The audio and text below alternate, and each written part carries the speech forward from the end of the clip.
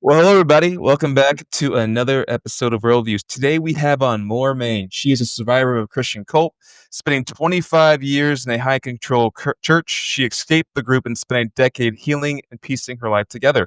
Today she uses yoga as a tool of healing to support cult survivors as they find their footing outside of the cult, reconnecting with themselves, their bodies, and their place in the world. Mor, thank you for coming on Worldviews. Thank you for the interview. It's really nice to meet you. Yeah, nice to meet you as well. So let's start with what was that Christian upbringing like? What were the cult dynamics? What, made it such a challenging atmosphere? So, in my case, I lived in a full control authoritarian cult environment. So, from the moment I was born, every single aspect of my life was determined and controlled by the church and its agents. So, literally down to what I wore, what I ate, where I was allowed to go, any books, movies, music, any media at all needed to be pre-screened by either my parents or the leadership before I was allowed to consume it. I didn't have, just free access to the internet. I was also not allowed to attend school. We had some friends in that culture who were able to attend a local Christian school, but the majority of us were homeschooled. And I wasn't allowed to make any friends outside of the church whatsoever. So, as you can imagine, when I finally did leave, I left alone. And that's part of the point, of course, of an isolationist cult is to keep you in there with the threat of losing everyone if you leave. So after I got through elementary school and high school, I went through we used to tease and call it the Bible college pipeline, which really just meant that everybody came in and women left with a husband and men left with a Bible degree they could do nothing with. And so we it was really no more than like a containment center for young adults who were too old to live with their parents but didn't have families of their own that they were settling down with yet. So, we lived on a campus that had a wall around the perimeter, security guards, and a guard gate at the front. We weren't allowed to leave at all without permission from the leadership. You had to go everywhere with a chaperone. Nobody went anywhere alone.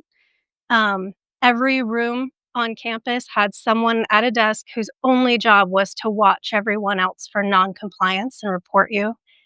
Um, and we were expected to tell on each other too. Like you couldn't trust anyone. If you put a toe out of line, even your best friend would turn you in. Um, Discipline was pretty brutal, as you can probably imagine.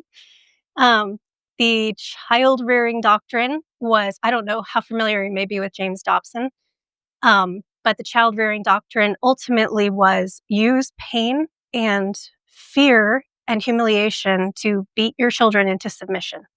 Because if you can make them as afraid of you as possible, they'll obey every time without question.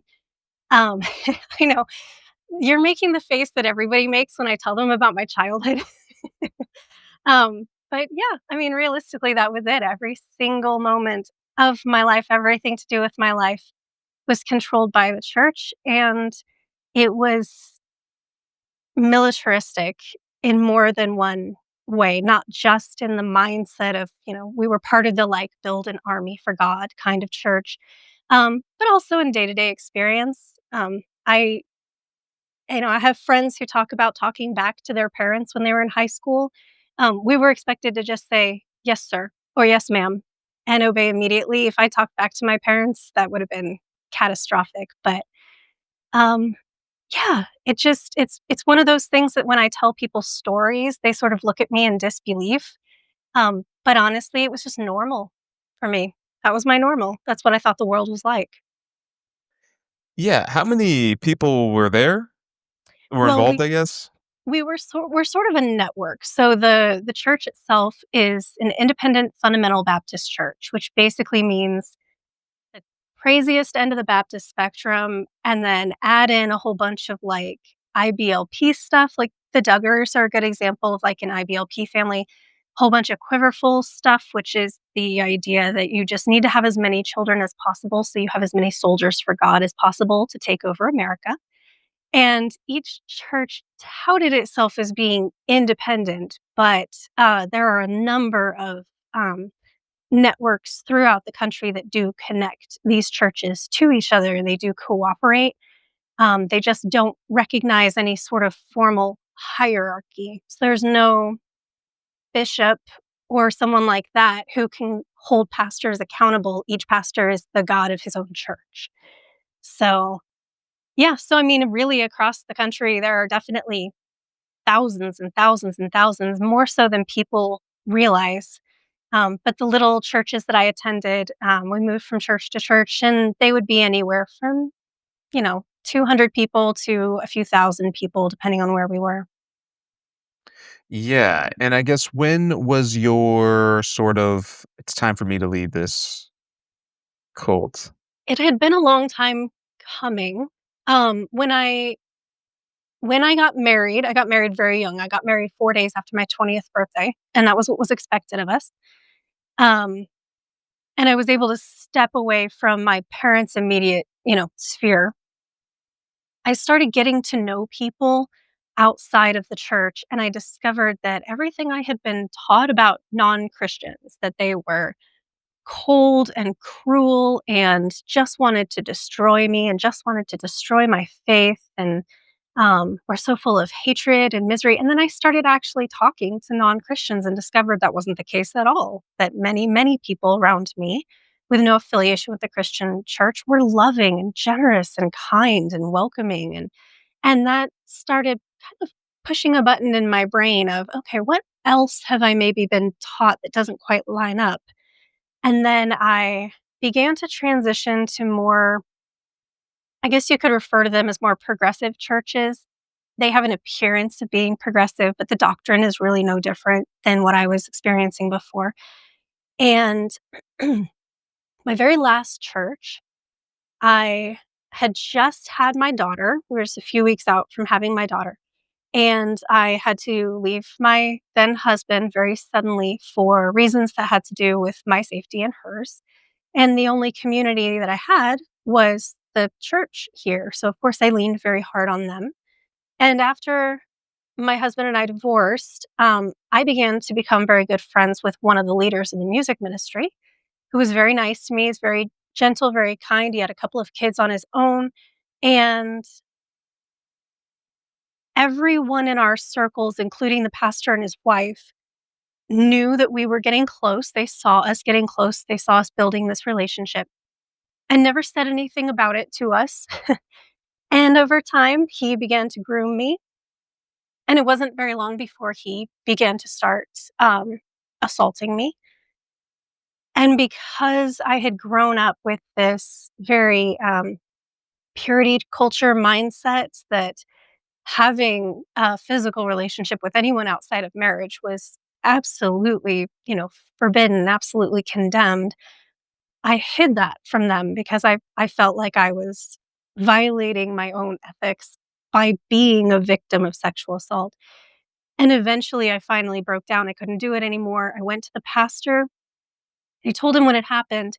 Come to find out, this man's ex-wife had left him because he had repeatedly assaulted her. And the pastor knew this. They sat in counseling together and he confessed to it. And the pastor's wife knew this, and most of the leadership knew this. And instead of holding him accountable, they promoted him in the music ministry. And when he and his wife divorced, the pastor even invited him to come stay in his basement apartment and live with him and his family. And they watched us getting close, knowing what kind of person he is, and said nothing at all. They just watched it happen. And when I finally stood up for myself and spoke to the pastor and said, "I don't understand. You knew he was like this, and you let him you gave him your vote of confidence by elevating him in the church and allowing him to live with your family." He said, "Well, we believe that because Jesus said to forgive, we need to forgive, and that means wiping away someone's sin and not hanging it over their head. And so when he was repentant, we forgave him and we allowed him to leave that part of himself in the past." And they couldn't quite wrap their brains around how he didn't leave it in the past just because you decided to pretend it was in the past. He remained the person he was. But by using forgiveness in that way, he just opened me and potentially other people up to being abused by the same person. And it was then I think it was one of those once you see it, you can't unsee it kind of situations. I was heartbroken and I walked out of church. It was an Easter Sunday when I had that conversation with the pastor for the last time. And I took my baby and walked out of church and never went back. And when I did that, everyone in my life stepped away from me because, again, that's the point, right? That's how they keep you, is by making sure your whole support community is in the church. And so when I left, I had 4 friends in the entire world that I had made that were not affiliated with the church, and 3 of them lived in other states. So I was alone with my infant, and it just I had to go through this process of not only coming to terms with what my life had been like and how abnormal my life was, but all of the gaps that I have because of my lack of education and all of the struggles that I had societally. I had developmental delays related to relationships with people. There was so much I didn't know about the world. I didn't know much about pop culture. I knew nothing, um, and I had to do it alone. And I remember thinking early on, if I had just had one person who knew where I was coming from, or if I had just had one person at that church who knew that I was stepping away from the church, but refused to engage in this stepping away process, who actually decided to stay there for me and care for me, I think the 10 years following that would have been so much easier and I would have ended up healthy so much faster. And so the longer that I went through this process of rebuilding myself, the more I realized that if there is even one person in the world who leaves their church alone like I did, that I can reach out to and be that person for them, even just one, I will feel like my experience has been worth something. And it wasn't just something that horrible that happened to me. It was something I can now use to help other people. And that's sort of where this whole thing started. And you said you left 10 years ago? Yes. Yep. And still to this day, you haven't spoken to anyone from that community? Nope. Shortly after, because I was not confident that the leadership was going to communicate to the rest of the church what happened in an entirely truthful way. So after I left, after a few months, I actually wrote a blog post on my own blog and I linked it to my Facebook so that people in the church could see it and read for themselves what actually happened. And I had 1 or 2 people reach out, and essentially their messages were just, "Oh, wow, I'm sorry to hear that, this man did this to you. For the record, I never got a good vibe from him," or "My sister said she didn't like him very much," or "I thought maybe he was a little sus." And I understood that they were trying to express solidarity, but ultimately it just felt like, if you knew this, why didn't you tell me? Like, if you really felt like you knew this guy was bad news, why'd you just sit there and watch it happen? And then, of course, after those few little messages, people just dropped away, and I don't have relationships with any of them anymore, but it's not because that's how I wanted, it's because it's how they were expected to behave toward me. Yeah, and I mean, I don't know if I hope this necessarily, but I imagine this was the worst experience you had while being in it, was the relationship with that gentleman? Oh, no, far from it. No, that was the straw that broke the camel's back, but no, so much of my childhood just blows that out of the water. And again, it was mostly based around that discipline concept, right? That, like, break your child the way you would break an animal that you hate, I suppose. Um, but yeah, no, that was, I mean, obviously it was brutal, but it definitely wasn't, the peak of the abuse that I experienced in the cult by any measure. Was because you said you can't trust people, so I imagine you really can't have friends, and you can't really tell your family anything either, so it feels very isolated amongst the community, even amongst all the individuals in the community feel, I guess, Yes. their own version of isolation, is that fair to say? Oh, absolutely. Yeah, as a community, we were separated and isolated from the rest of the world, but yes, within our community as well. You could have what felt like meaningful relationships with people as long as you were always on the same page about being in line. Um, but it was considered a loving act to turn someone in if you thought they were sinning. It was considered to be something you did to help safeguard their soul and bring them back to God, and a lot of the abuse and the, policing and that sort of thing was always reframed as, "This is a loving measure for you. We do this because we love you." So you don't even realize at the time you're living in a police state because as far as you know, every time anyone's ever, ratted you out for breaking a rule, it's because they loved you, and it was what they were supposed to do. Yeah, it sounds almost similar to Jehovah's Witnesses a little bit in terms of that isolation piece. Because even then, I can't help but think this is this is sound a little ignorant, but I'm always thinking in those situations, what does one do for entertainment? Well, we were allowed to watch some things and listen to some things. I wasn't allowed to really listen to any, like, secular music, which was really literally anything but hymns as far as we were concerned. So, contemporary Christian music was right out. That was, heathenistic, worldly, whatever. So, we would listen to hymns, and I was allowed to listen to classical music. Sorry, I'm a classically trained pianist, so I listened to a lot of classical music. And we were able to watch some stuff. There were some movies and some shows we were allowed to watch. Ironically, um, while anything at all that had adult content in it was strictly off limits, there were movies we were allowed to watch that didn't technically have any sort of sexual content or adult content, but were wildly violent. I'm talking about movies like The Patriot, right, with Mel Gibson. Incredibly bloody, incredibly violent. Um, but, patriotic, and so that was okay, and I think a lot of that goes back to the Bible just truthfully, the Bible has a great deal of violence in it, and we learned about that from a very young age, so it didn't faze us, um, but, yeah, anything with adult themes, absolutely not. We had a cute little box that plugged into the TV called a TV Guardian that you could, like, go online and download, the code for a movie you wanna watch and plug the USB into the little box, and as you watch the movie, it would catch the curse words for you and mute them, or it would skip over scenes that you didn't wanna see. It's very bizarre, I don't even know if they make those anymore. So, I watched a lot of very heavily censored stuff. But every time I wanted to get something from the library or a new CD or anything, it had to go through my parents. And then at Bible college, the RAs had carte blanche to come into your room and search your things and make sure you didn't have any contraband DVDs. They could check your devices if they wanted to, and anything you watched or listened to had to be watched and listened to in the common area where the RAs could approve or reject it.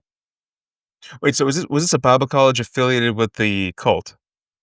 It's a Bible college affiliated with fundamental Baptist Okay. churches. Yeah, it doesn't exist anymore. It used to be up in the woods of northeastern Wisconsin, but we were along the same vein as Bob Jones University and Pensacola Christian University and that sort of or Pensacola Christian College and, um, those sorts of those sorts of very conservative, very controlling, Bible college institutions.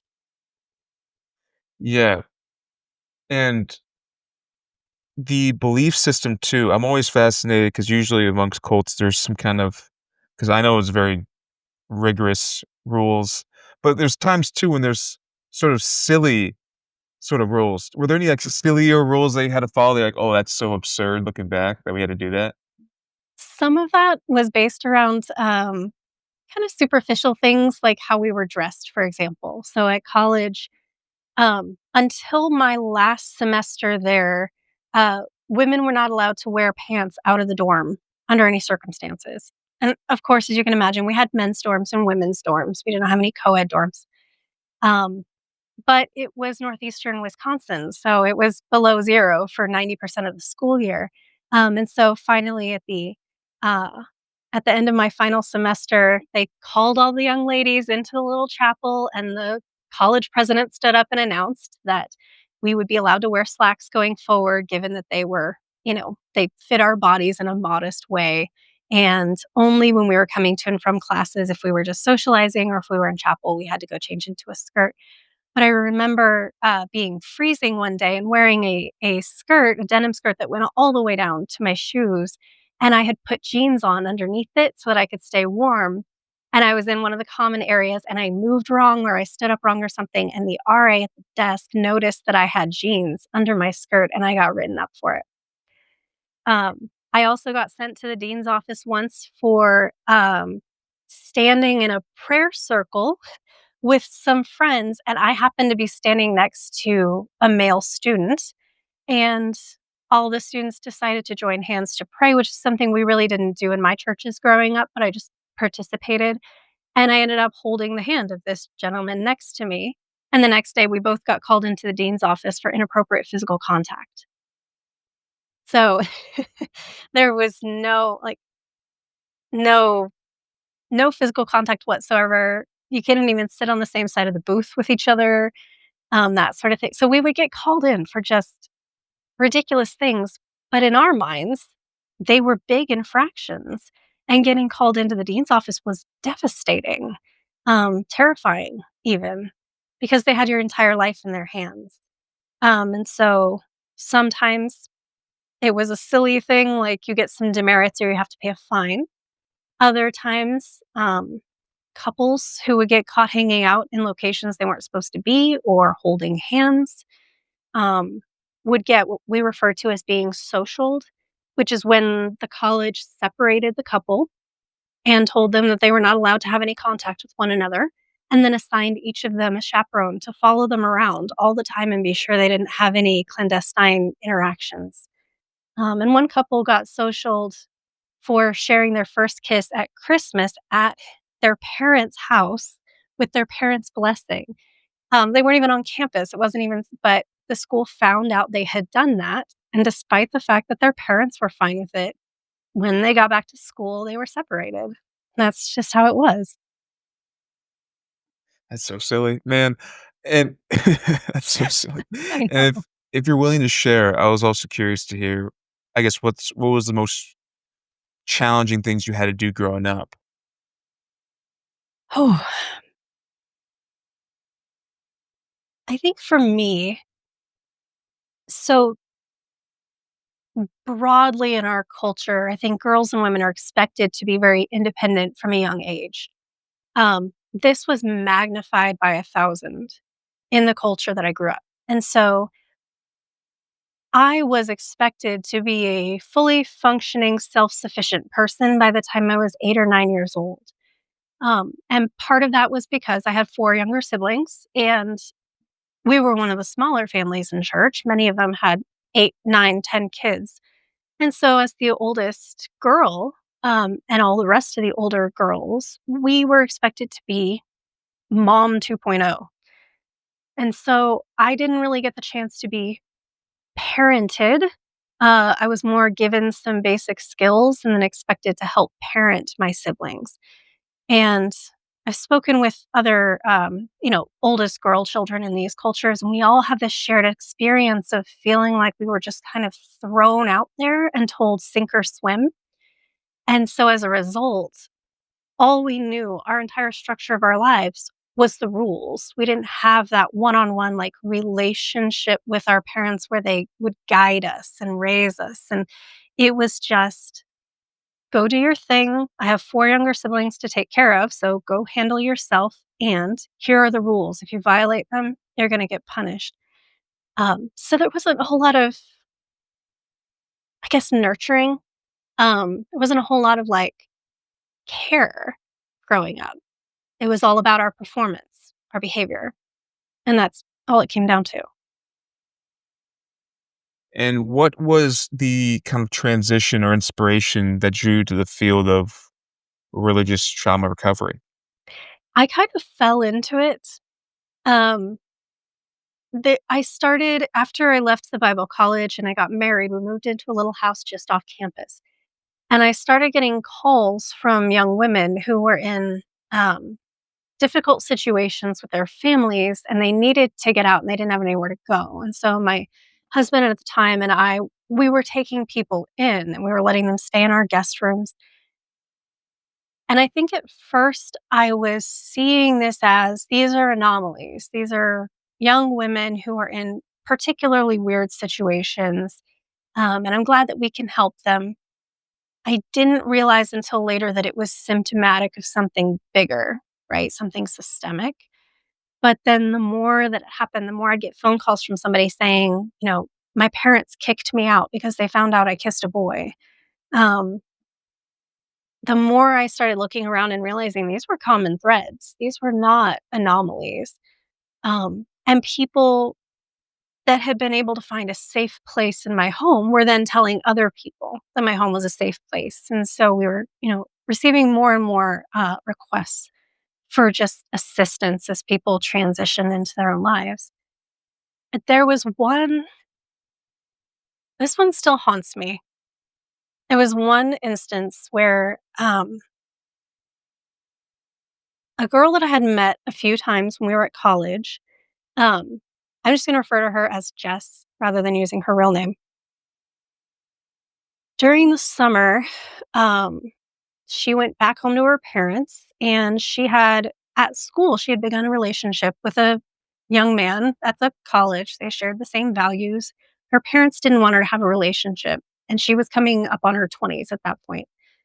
And so she went home, and somehow while she was there, her parents found out that she'd begun a relationship with this young man.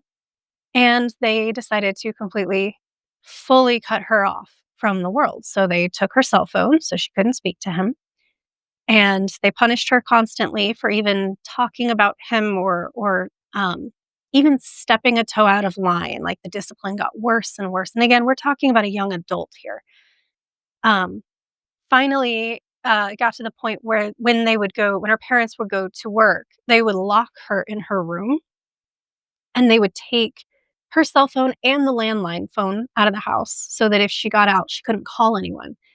And she finally figured out how to, climb out of her window and walk the mile down to the nearest payphone, and called her boyfriend, who then called me and said, "We have a problem. Like, she's trapped in this house. She's a prisoner. And apparently, her father is beginning to be very violent toward her." So we started to put together a plan. Let's get her out of there. Let's bring her up here. She can live with me until you guys get married. And then all of a sudden, she went off the grid. And for several days, it was just silence. And we were terrified. We didn't know what had happened. Um, finally, uh, finally, she got back in touch with us one last time.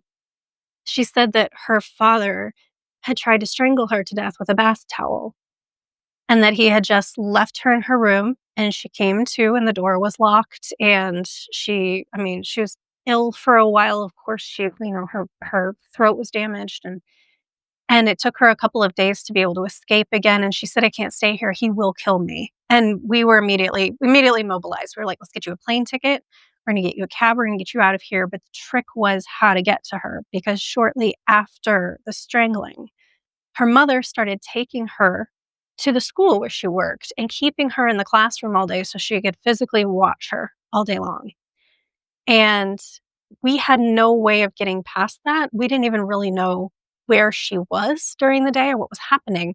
And so one day she found this courage that I to this day am still just I marvel at her. She packed her little purse for the day, but she snuck in her contact solution. Her parents had taken all of her credit cards and her money. She didn't have anything like that. She put her contact solution and her ID in there. And the first opportunity she got, she asked her mother if she could go to the restroom while her mother was teaching. She said, "Okay." Jess left, ran all the way out of the school before anyone else could see her because they would all tell on her, right? Like they would all have turned her into her parents. Ran as far as she could down the street to find another payphone and called us. Um, and we immediately, contacted a cab to come pick her up. The cab driver came to get her. She was dangerously thin because they had been withholding food from her. She was shaking like a little dog, and she shook for days after she got to us. The cab driver bought her her first meal for that she'd had in like 2 days. And we got her up here, and she came in and lived with us for a while, and she was still so deeply conditioned by her parents that she actually felt guilty for leaving, even though she knew her life was in danger. So when she got to my house, she wanted to call her parents and let them know where she was, or at least that she was okay. So I encouraged her to do it on speaker so we could record the call if need be, and we did. And I will never forget this young woman's face. And we're listening to this call, and her father is on the other end of the line screaming at her about all of the horrible ways he's going to hurt her and violate her and kill her if he ever gets his hands on her ever again. And there just aren't words for watching someone who's been through as much as she had, who was emaciated and exhausted and trembling, and hearing her father talk to her like this. Um, I remember feeling at that moment like, if there is even another girl out there who's going through this, I'm going to get her too. And we're going to get the next one and the next one and whatever we have to do to get these girls out of these situations, because that was a horrific story, but it was not necessarily an unheard one, you know? So, and how long have you that's first of all, crazy, but yeah, extremely courageous of her to do that, She's amazing. and also perhaps you guys for helping her out, that's huge too. And how many I guess, how many people have you sort of engaged with? I mean, I'm not looking for an exact number, obviously, but how many people have you sort of engaged with in terms of assisting them mentally over their religious trauma? Truthfully, it's hard to say because, while I do interact with people one-on-one, and, work with, like, somatic therapy and that sort of thing, I also have worked with people in group settings, and sometimes it's literally just online. Like, I think we probably stumbled across each other on Reddit. But I get messages from people constantly. They have questions. They wanna know, "Hey, it's this does this experience qualify as a cult, or does this thing that I'm going through qualify as religious abuse?" And so I feel like I'm having these, like, micro conversations with people all the time. Um, but, oh, gee, in person, probably more than a dozen, and then virtually, ah, potentially 100 or so over the years. And that's only ramping up as, uh, as America sort of explores its newfound, um, dynamic with evangelical Christianity. Which isn't as new. I shouldn't say newfound, but more obvious dynamic with evangelical Christianity. I feel like I'm getting more and more people coming to me saying, "Is this normal? Is my experience normal? Is this really what religion is supposed to feel like?" So, everyone's on a different place on that, like, continuum. But Wow.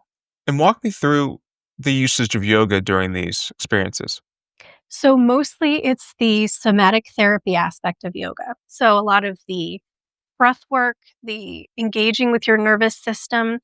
Um, for some people, what they need is to connect with their bodies for the first time ever. After a lifetime of purity culture and sexual repression and this general concepts that they are intrinsically bad, or that focusing on their bodies is self centered and vain and they shouldn't be doing that.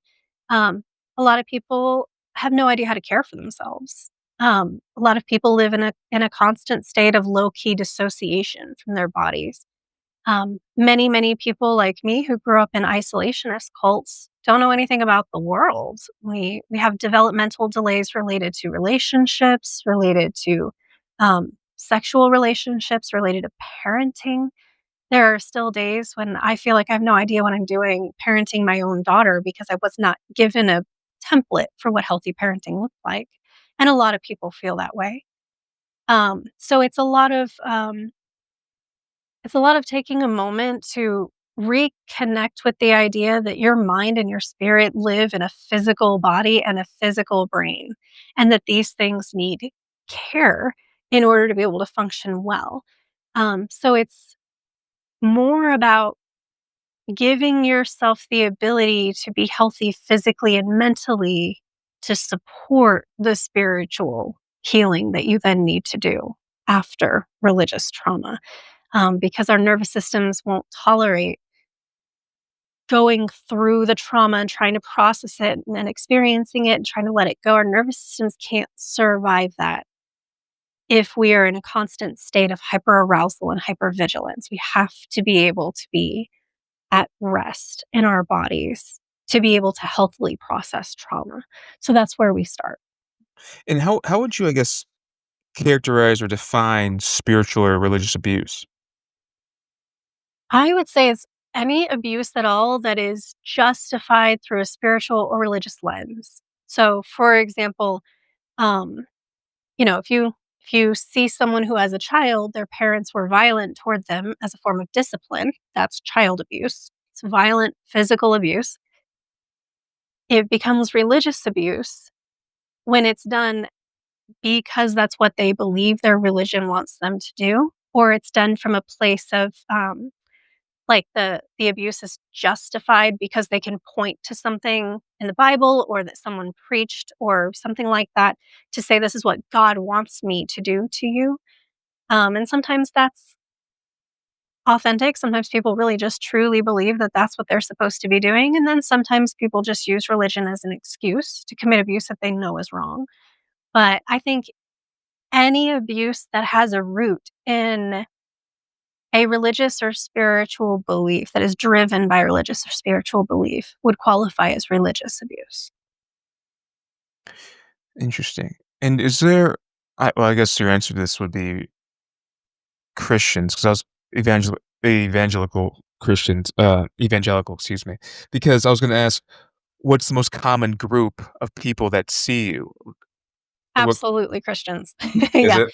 Well, and part of that is just by the numbers. I mean, Christianity is the most Yeah. popular religion on the planet, and especially in America. We have a huge concentration of Christians in America. So, it isn't, I wouldn't go so far as to say that Christianity is the biggest culprit. It just literally statistically, they're the ones that I work with. But it's almost all of them come out of either very, very intensely isolationist, abusive cult uh, cultures like I did, or progressive Christians who are affirming, who are LGBTQ safe, who are pro-choice, who support refugees and immigrants, and they want to live the way they believe Jesus taught them to live. And then one day they decided to read the Bible, and it all came crashing down. And so there's it's this interesting, like, in both ends of the spectrum, there's a bubble reality. There's the fundamentalists over here that are obsessed with the Bible and read the Bible over and over and know everything that's in it and know the cruelties that are in it and have found a way to justify those cruelties and then feel comfortable turning that cruelty around, which is where you find Christians that have slid into the QAnon movement. And then on the other end, you have progressive Christians who don't know the Bible necessarily, but they want to do good. They want to be agents of positive change and they want to love the people around them. But they have no idea that the God that they're singing to in church did all of the things that are laid out in the Bible. And upon reading all of those things, find themselves very betrayed. Um, and disoriented and hurt because the God they thought they were worshiping, they had no idea that this is what the Bible actually had to say about him, and now they feel lost again.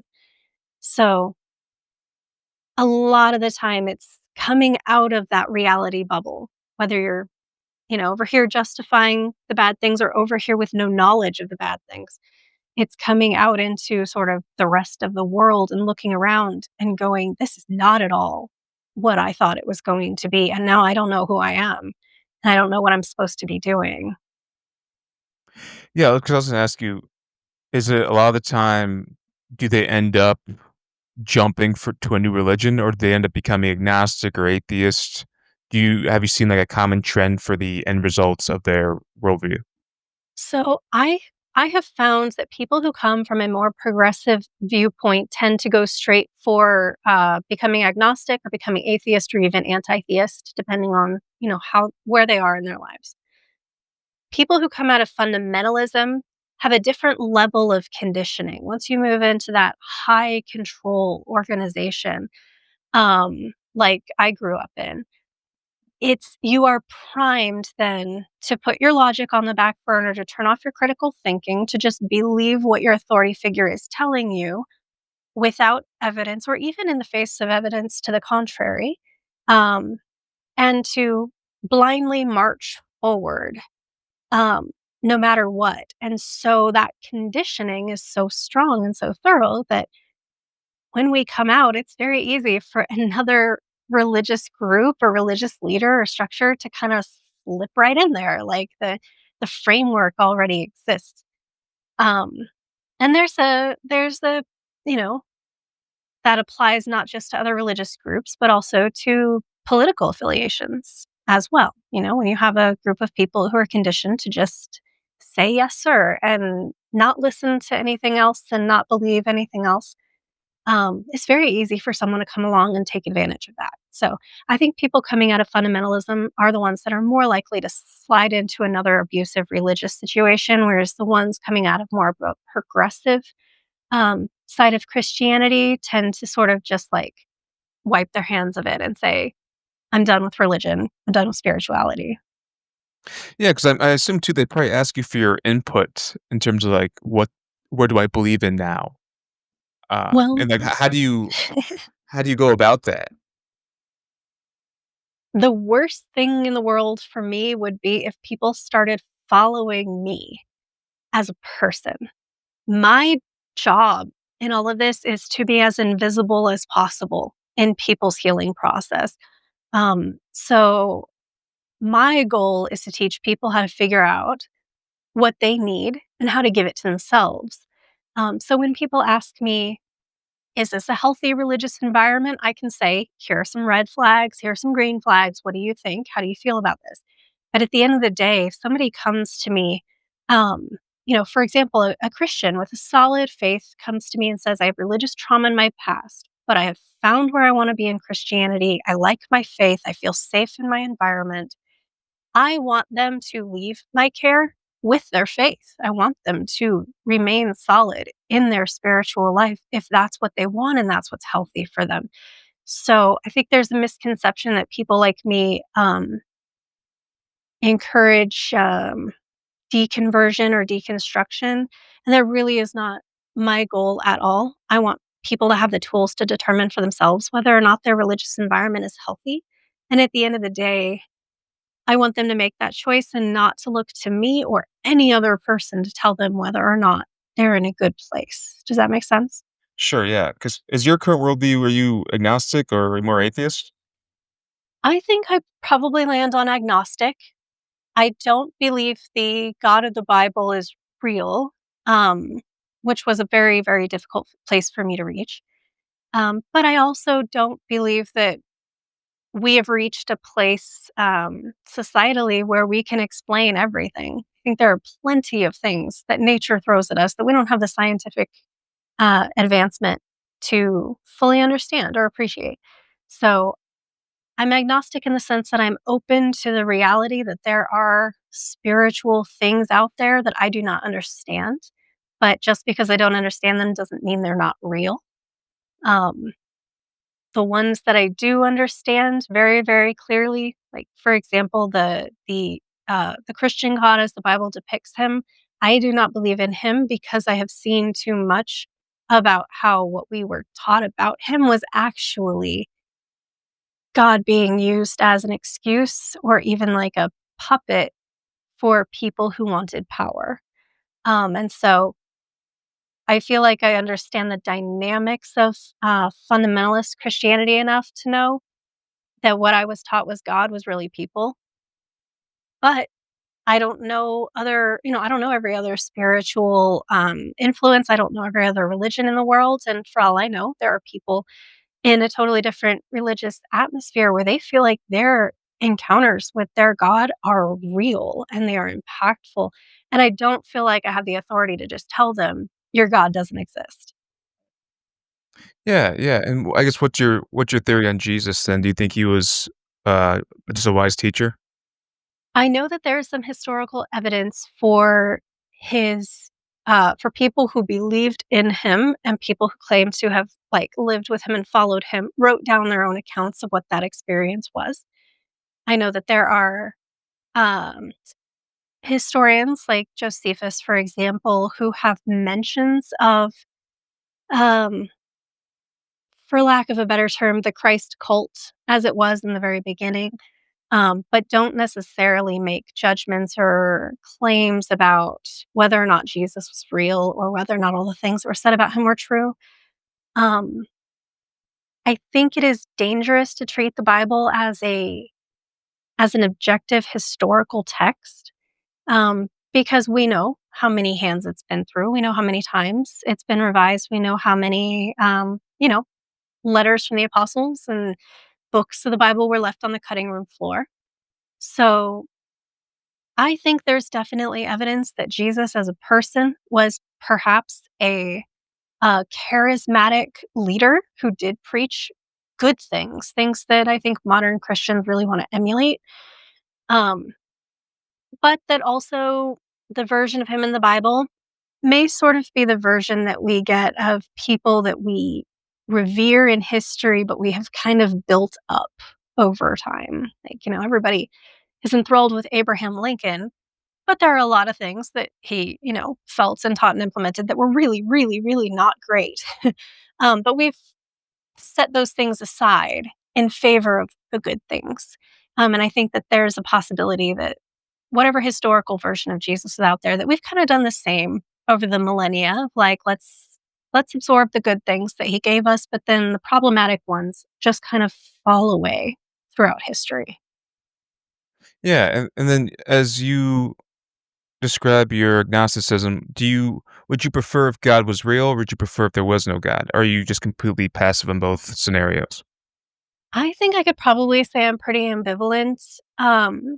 If there is an actual deity out there, um, that deity doesn't appear to be very involved with humanity. Um, and if that's the case, if there's a deity out there who's really not super hands-on, is not in here, performing miracles all the time, and um, I don't I don't see anything negative with that idea.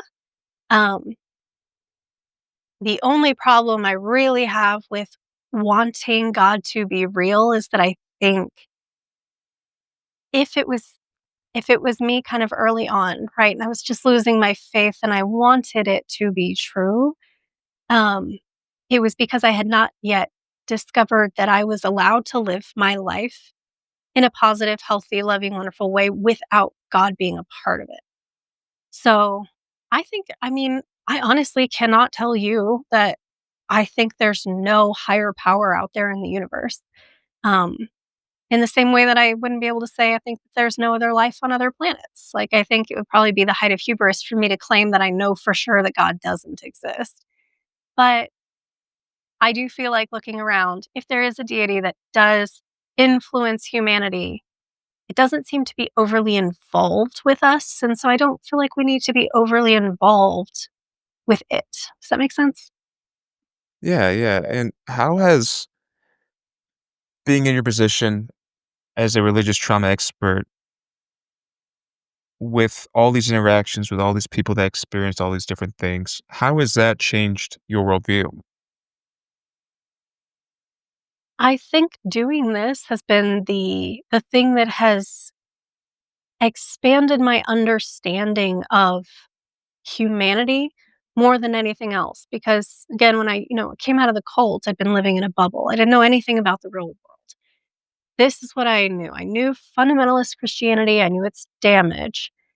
Um, I did not expect to start getting contacted by progressive Christians. In my mind, they were different. They had it figured out. Everything was healthy over there. It was all good.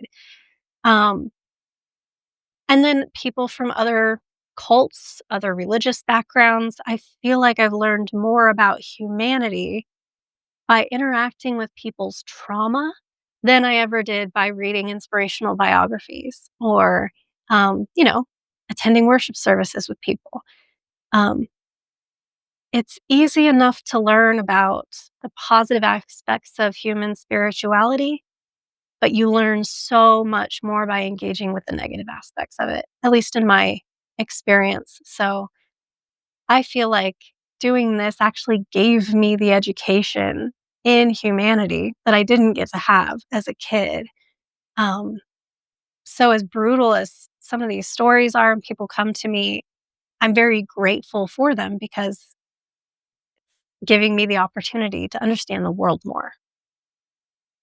Yeah, I was gonna ask you too, if there's any other stories that stick out in your mind that were just so, I guess, shocking that you've heard. Yeah. Um, well, aside from Jess, for sure, but I had one young lady come to me. She had been raised very conservative Christian, and then she fell in love with a Muslim man and converted and got married. And she would tell me these stories about her time in Christianity that were just really brutal. I mean, very similar to the stuff that I went through, but very, very brutal. A lot of like being um, forced to be submissive and quiet and not having a say in how her in her own bodily autonomy and having all of these abuses inflicted upon her in the name of Christianity. And she was very she said she felt very hollow, like like all these things in her life had been done to her, but she didn't internalize any of them, and she felt like she had nothing in there. Um, and it was just for her, it was this feeling of she stepped out of this abusive religion to feel like she wasn't even a person out in the real world. Nothing out here applied to her. She had no way of connecting with or relating to the rest of the world. Now, fortunately, she actually found a great deal of love and acceptance and care as a Muslim. She found a community there that was like very supportive and very caring for her, and she was much healthier in that environment than she ever was in Christianity. But it's very, very hard to look someone in the eye while they tell you that they think that they're empty on the inside, and they don't even know if anything's ever going to be able to fill it up. But it's more common than you'd think. um, I definitely have worked with people who experienced, I mean, like I did, pretty extreme childhood abuse, stories of, especially, anti vax families refusing to give their children medical care. Um, there were definitely stories of young women who died during pregnancy when they did not need to, but because of the stance on medical care and pregnancy in general, they were forced to give birth and lost their lives for it. And their sisters and cousins would come to me and say, "I'm afraid the same thing's going to happen to me." Um, I don't think anybody comes out of a high control religious group unscathed. I don't think I've ever spoken to a single person who came out of a high religious group that didn't come with an enormous amount of trauma. And while each of their stories are unique, the common threads are always there. And they extend not just across all the stories from previous or like former Christians, but from one cult to the next, one religion to the next. Those same abusive threads show up in each of them. Um, Mostly it's people just feeling like they've never been a person. They wanna be a person and they don't know how because it was, withheld from them. This is such a remarkably disturbing phenomenon because I'm a Christian, obviously, and I've spoken with people that are experiencing what you're describing, whether they were ex-Mormons, ex-Muslims, ex-Jehovah's Witnesses, former Scientologists. And I can't help but think this whole idea of trauma, religious trauma, growing up in these cults is highly overlooked by the rest of society. Do you agree? And why do you think that is? Because it's almost like frustrating at this point. Well, I mean, part of it is because, high control religious environments can be very, very clandestine. Like, you fly under the radar for a really long time. Um, and especially in isolationist cults, like, for example, Mormonism, Jehovah's Witnesses, where you're supposed to be withdrawn from the world and stay focused on your little religious group. Um, Even the people in those places don't realize that the rest of the world doesn't know about them. Um, and so I think now it's less that people don't recognize that religious trauma is a thing and more that people are starting to think of religious trauma in terms of sensationalism. Like, cult documentaries have gotten so big and, like, so popular, and honestly, I think there's a lot of good to be found in that. I think any amount of awareness is a good thing. But it does mean that when you hear the word cult, people picture Jonestown, for example, and they don't realize that that could also be describing their neighbor 2 doors down, who has, 12 children and no autonomy.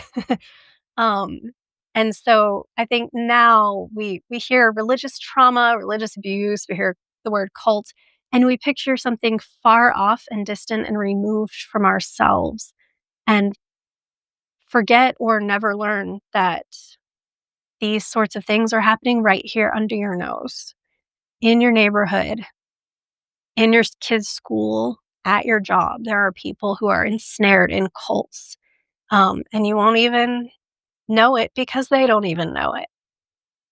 So I think, I mean, I'm as fascinated by extreme, sensationalist cult stories as anyone else, but it does definitely give the impression that cults are some sort of like weird, twisted nightmare fairy tale that happens to someone else far away, and that you as a person would never, ever be caught up in a cult.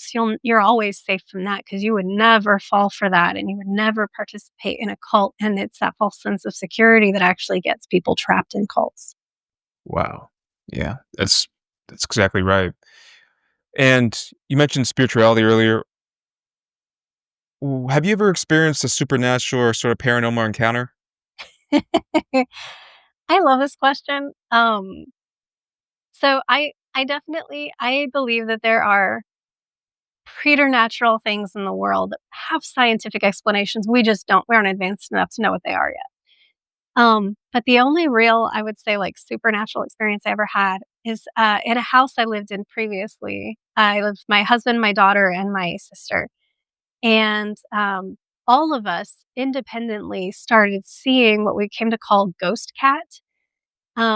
I woke up in the middle of the night to feel what felt like for all the world like a paw on my forehead, and I sat up and looked over, and there's a shadow of a cat that was too big to be my cat, sniffing around in the hallway outside my door, and I thought, "That's way too big to be my cat." Flipped on the light, and it was gone.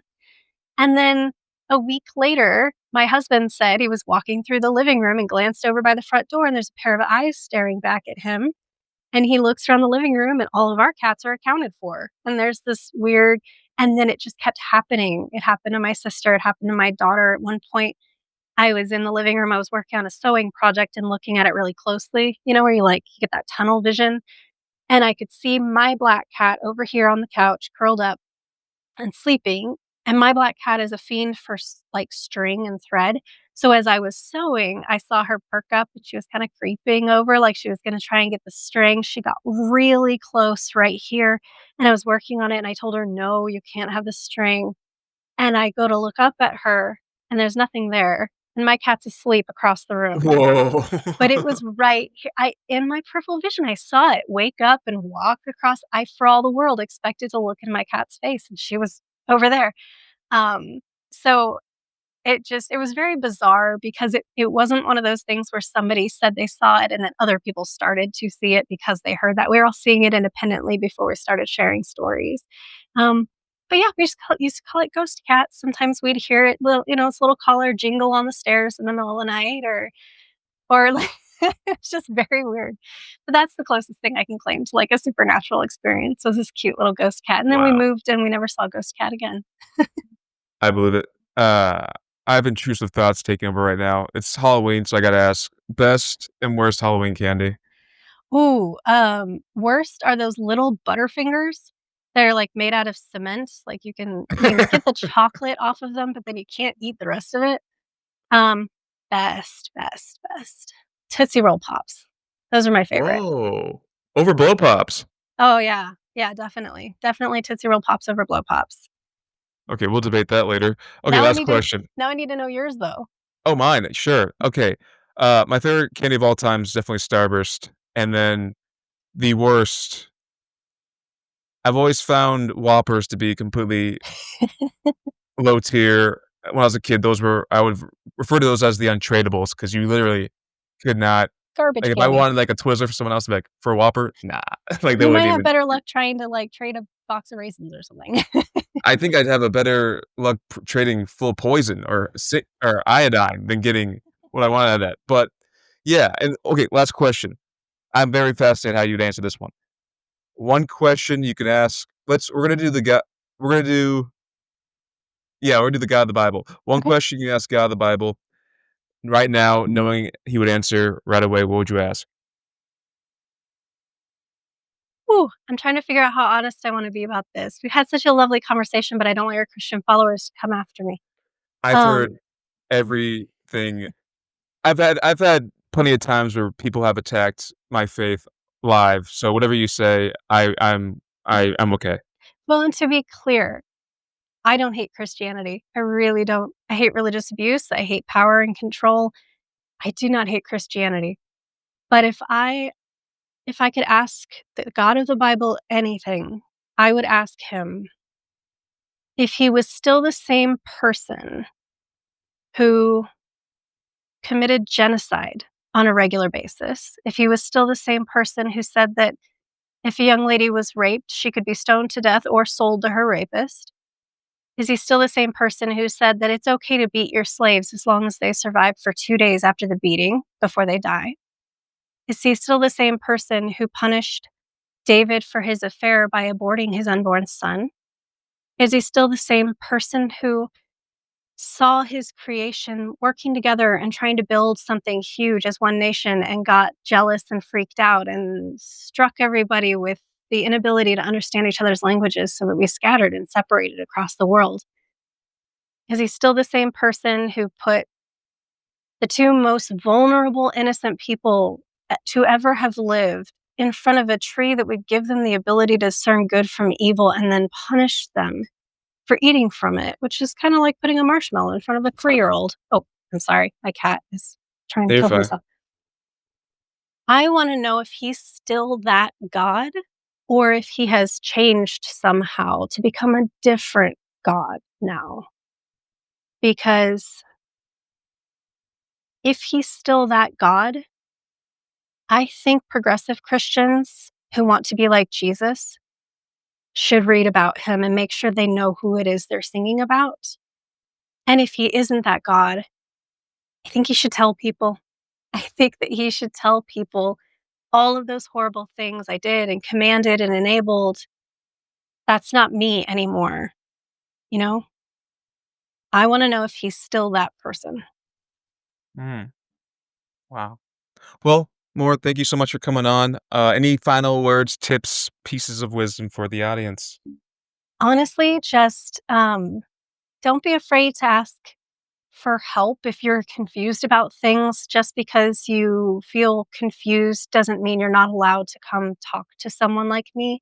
There is no, you must be this traumatized to ride criteria, right? Like, if you feel like you might have religious trauma, you might come come talk to someone. Um, and just be kind to each other. We're all going to disagree about things forever. Just be kind to each other. That's going to make the biggest difference, I think. Cool. Well, Mor, thank you so much for coming on, and Thank happy you. Halloween, by the way. Oh, thank you. You too. Thanks. Free audio post production by alphonic.com.